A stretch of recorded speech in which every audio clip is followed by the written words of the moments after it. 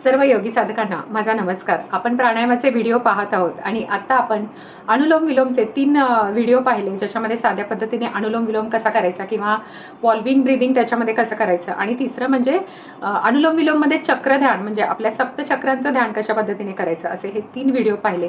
तर ह्या 3 व्हिडिओनंतर अनुलोम विलोमचा आपल्या इतर कोणकोणत्या आजारांमध्ये उपयोग होतो ते आज आपण पाहणार आहोत. अनुलोम विलोम हे खरं तर औषधासारखं काम करतं. औषध जसं आपण सकाळ दुपार संध्याकाळ घेतो, तसं हे हा अनुलोम विलोम जर आपण दिवसातून 4 वेळा जर केला तर कोणत्याही आजारावर त्याचा खूप चांगला उपयोग होतो. म्हणजे आपले हार्टचे प्रॉब्लेम असतील, डायबिटीज असेल किंवा हार्मोनल इम्बॅलन्स झाला असेल किंवा आपला इन्सोमेनिया असेल, डिमेन्शिया असेल, तर ह्या सगळ्यामध्ये अनुलोम विलोम हा फार उपयुक्त आहे, मायग्रेनसाठी उपयुक्त आहे. फक्त हे कसं करायचं आहे, आपल्याला सकाळी उठल्यानंतर जेव्हा आपलं रिकामं पोट असतं त्यावेळेस ह्या अनुलोम विलोम आपल्याला 10 ते 15 वेळा करायचं आहे. दुपारी जेवायच्या आधी जेव्हा आपलं पोट रिकामं असतं तेव्हा 10 ते 15 वेळा करायचं आहे. संध्याकाळी आपण जेव्हा चहा घेतो, चहा घ्यायच्या आधी म्हणजे पोट रिकामंच असतं, आपण दुपारचं जेवण आणि संध्याकाळी जे काही आपण खातो किंवा चहा घेतो किंवा मधल्या वेळेमध्ये जे काही खातो त्याच्या आधी आपल्याला हे 10 ते 15 वेळा करायचं आहे. आणि रात्री जेवल्यानंतर 2 तासांनी म्हणजे झोपायच्या आधी आपल्याला हे अनुलोम विलोम जर आपण असं औषधासारखं जर ते वापरलं तर आपल्या सगळ्याच आजारांवर हे फार उपयुक्त आहे. आणि हे कशा प्रकारे काम करतं, आपला जो मेंदू आहे, मेंदूमध्ये हायपोथॅलॅमस हा एक भाग आहे आणि हायपोथॅलॅमस याला राजा म्हटलं जातं, कारण जो सगळ्या आपल्या शरीराच्या कार्यावर नियंत्रण ठेवतं. आणि तो तसंच आपल्या शरीरामध्ये पिट्युटरी नावाची जी ग्रंथी आहे, जी सगळ्या हार्मोनल बॅलन्स करते किंवा जे हार्मोन्स तयार करणारे ज्या ग्रंथी असते त्याच्यावर तिचं नियंत्रण असतं. म्हणजे हायपोथॅलॅमसला राजा असं म्हटलेलं आहे आणि पिट्युटरी ग्रंथीला राणी असं म्हटलेलं आहे. तर ह्या सगळ्यांवर कंट्रोल ठेवण्याचं जे काम आहे, म्हणजे हायपोथॅलॅमस हे पॅरासिम्पॅथॅटिक आणि सिम्पॅथॅटिक नर्वस सिस्टीमला ॲक्टिवेट करायचं काम करत असतो आणि ह्याच्यावर कंट्रोल या अनुलोम विलोममुळे येऊ शकतं. आणि त्यामुळे हायपोथॅलॅमस किंवा पिट्युटरी ग्रंथी किंवा इतर जे काही त्यांच्या अंडर येणाऱ्या ज्या अंतरस्त्रावी आपल्या ग्रंथी आहेत, जे हार्मोन्स रिलीज करतात, तर त्या सगळ्या ग्रंथी अगदी व्यवस्थित आणि कार्यक्षम पद्धतीने कार्य करायला लागतात.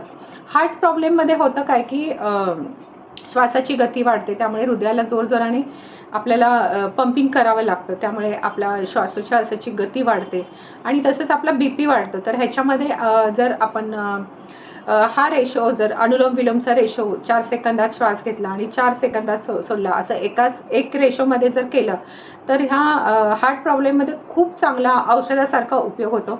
फक्त हे करताना आपल्याला जसं औषध आपण 4 वेळा घेतो तसं हे 4 वेळा जर आपण हे अनुलोम विलोम केलं तर त्याचा खूप चांगला फायदा या हार्टच्या प्रॉब्लेममध्ये किंवा BPमध्ये येऊ शकतो.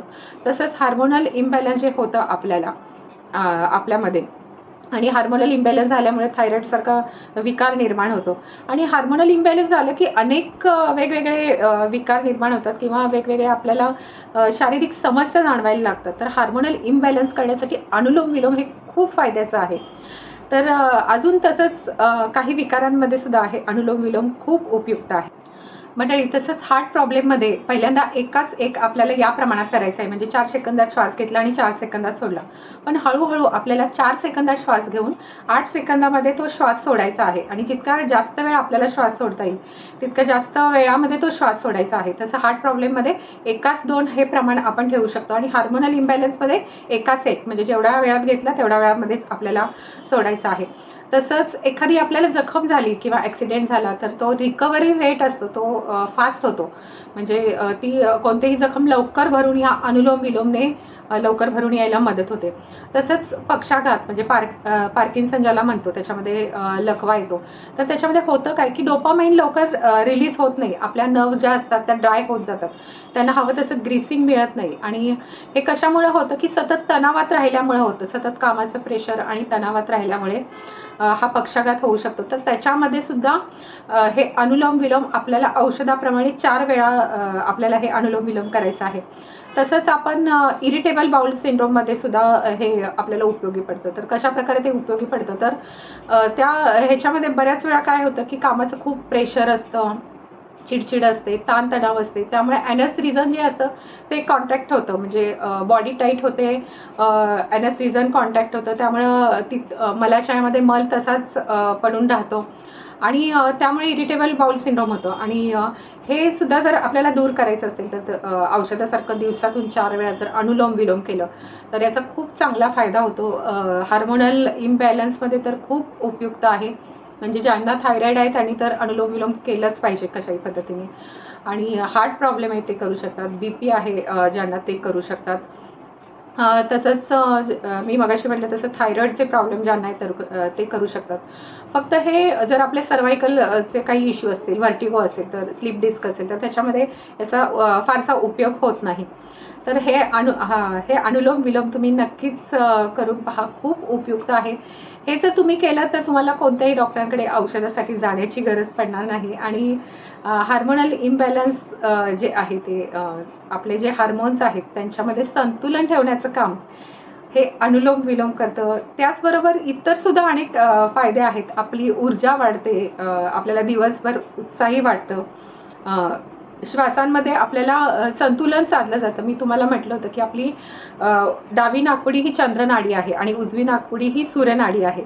तर जेव्हा आपण खूप काम करत असतो तेव्हा आपली उजवी नाकपुडी जास्त ॲक्टिवेट असते, म्हणजे शारीरिक कष्ट करायचे असतील वगैरे. आणि जेव्हा आपल्याला शांततेने आपण काम करत असतो, एखादं पुस्तक वाचत असतो, तेव्हा आपल्याला तिथे कॉन्सन्ट्रेशन करायची गरज असते, तेव्हा आपली डावी नाकपुडी जास्त ॲक्टिवेट असते. तर दर 90 मिनिटांनी या नाड्या आपल्या शरीरामध्ये बदलत असतात. या दोन्ही नाड्यांमध्ये संतुलन ठेवण्याचं काम जे आहे ते अनुलोम विलोम करतात. तर अशा पद्धतीने खूप उपयोगाचं आणि खूप चांगला असा हा प्राणायाम म्हणायला हरकत नाही. तर असं हे अनुलोम विलोम आहे. तर तुम्ही नक्कीच करून पहा आणि तुम्हाला माझा हा व्हिडिओ कसा वाटला ते मला नक्कीच सांगा. पुन्हा भेटूया अशाच एका छानशा व्हिडिओसह. तोपर्यंत धन्यवाद.